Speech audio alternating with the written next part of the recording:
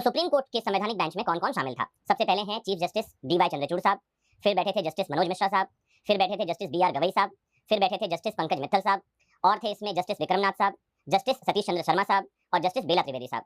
तो इन जजेस ने क्या कुछ कहा पहले आपके लिए समराइज कर दूं, फिर आपको डिटेल में इस बारे में बताता हूं। तो क्या एससी एसटी में कोटा संवैधानिक है? एससी एसटी कोटा मतलब रिजर्वेशन में रिजर्वेशन। CJI D.Y.. चंद्रचूड़ साहब और जस्टिस मिश्रा साहब इससे सहमति जताते हैं। क्या एससी कोटे में भी क्रीमी लेयर फार्मूला लाना चाहिए?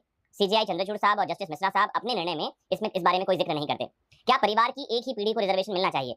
सीजेआई चंद्रचूड़ साहब और मिश्रा साहब इस बारे में कोई जिक्र नहीं करते। वहीं justice B R. Gavai, justice Pankaj Mittal, justice Vikramnath और जस्टिस सतीश चंद्र शर्मा ये सहमत हैं कि एससी एसटी कोटे में कोटा होना चाहिए और ये संवैधानिक है। साथ ही इस बात से भी सहमत हैं कि एससी कोटे में क्रीमी लेयर का सिद्धांत लागू करना चाहिए। जस्टिस बेला त्रिवेदी दोनों से असहमत हैं। वो कहती हैं कि एससी कोटे में कोटा संवैधानिक नहीं है और साथ ही वो एससी कोटे में क्रीमी लेयर फार्मूले को लाने के बारे में भी असहमति जता रही हैं।